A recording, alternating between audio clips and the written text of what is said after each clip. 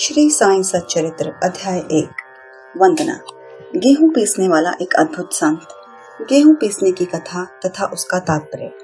पुरातन पद्धति के अनुसार श्री हेमाड पंत श्री साईं सच्चरित्र का आरंभ वंदना द्वारा करते हैं। प्रथम श्री गणेश को साष्टांग नमन करते हैं, जो कार्य को निर्विघ्न समाप्त कर उसको यशस्वी बनाते हैं, और कहते हैं कि श्री साईं ही गणपति है।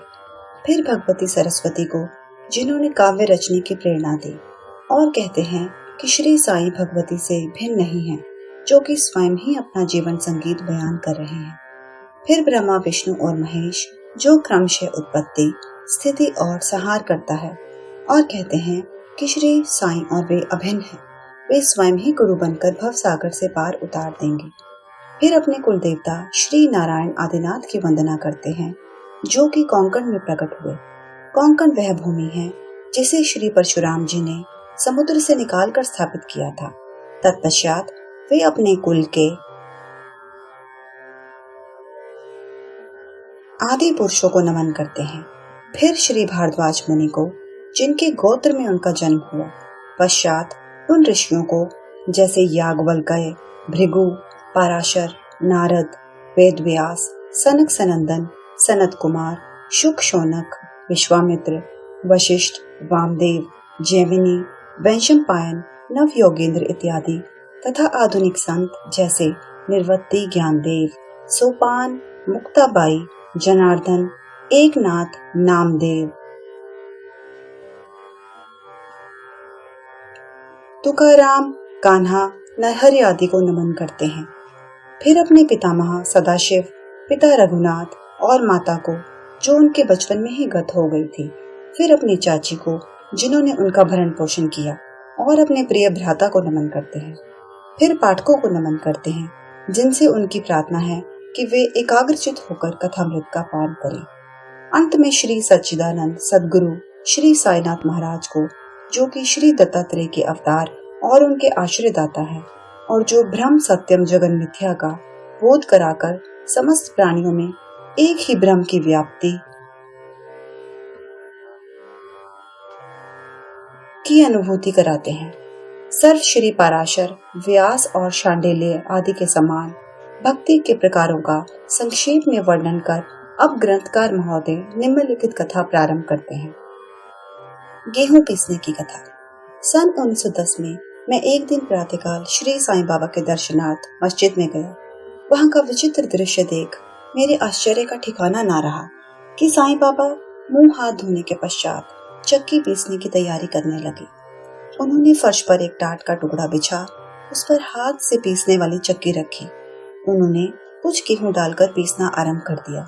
मैं सोचने लगा कि बाबा की चक्की पीसने का क्या लाभ है। उनके पास तो कोई है भी नहीं, और वे अपना निर्वाह भी भिक्षावृत्ति द्वारा ही करते हैं। इस घटना के समय वहां उपस्थित अन्य व्यक्तियों की भी ऐसी ही धारणा थी, परंतु उनसे पूछने का साहस किसे था। बाबा की चक्की पीसने का समाचार शीघ्र ही सारे गांव में फैल गया, और उनकी यह विचित्र लीला देखने हेतु तत्काल ही नर नारियों की भीड़ मस्जिद की ओर दौड़ पड़ी। उनमें से 4 निडर स्त्रियां भीड़ को चीरती हुई ऊपर आई और बाबा को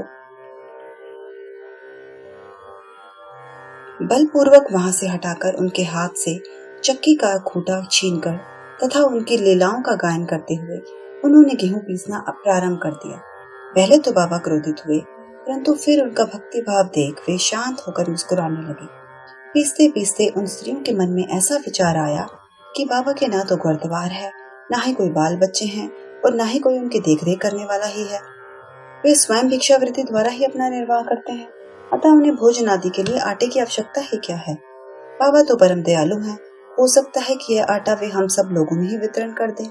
इन्हीं विचारों में मग्न रहकर गीत गाते गाते ही उन्होंने सारा आटा पीस डाला। तब उन्होंने चक्की को हटाकर आटे का 4 समान भागों में विभक्त कर लिया,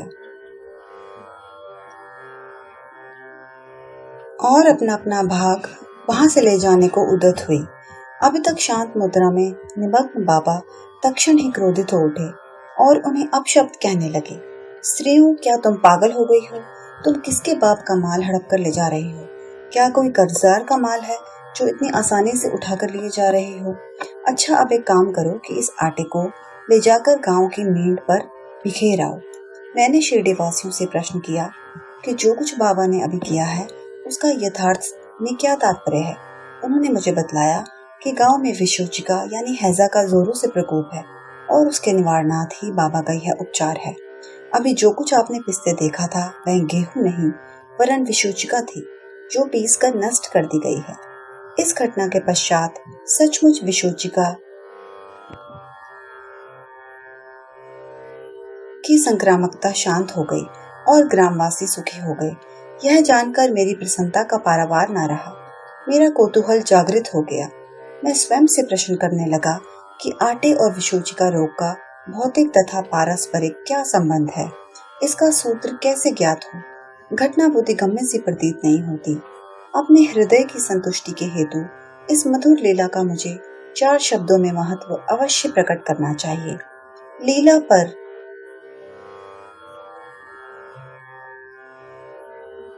चिंतन करते हुए मेरा हृदय प्रफुल्लित हो उठा और इस प्रकार बाबा का जीवन चरित्र लिखने के लिए मुझे प्रेरणा मिली। यह तो सब लोगों को विदित ही है कि यह कार्य बाबा की कृपा और शुभ आशीर्वाद से सफलतापूर्वक संपन्न हो गया।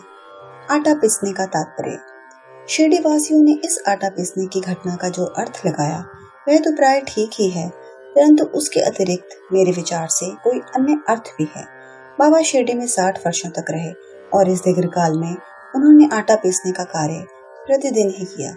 पीसने का अभिप्राय गेहूं से नहीं वरन अपने भक्तों के पापों, दुर्भाग्यों, मानसिक तथा शारीरिक तापों से था।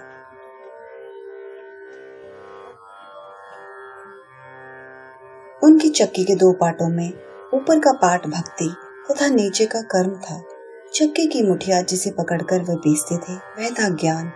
बाबा का दृढ़ विश्वास था कि जब तक मनुष्य के हृदय से प्रवृत्तियां, आसक्ति, घृणा तथा अहंकार नष्ट नहीं हो जाते, जिनका नष्ट होना अत्यंत दुष्कर है, तब तक ज्ञान तथा आत्मानुभूति संभव नहीं है।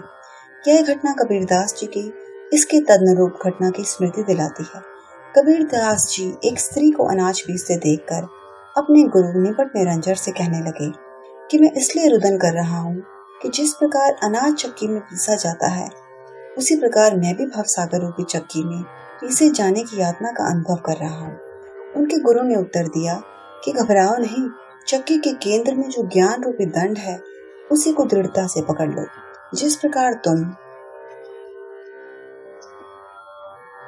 मुझे करते देख रहे हो उससे दूर मत जाओ, बस केंद्र की ओर ही अग्रसर होते जाओ और तब यह निश्चित है कि तुम इस भवसागर रूपी चक्की से अवश्य ही बच जाओगे।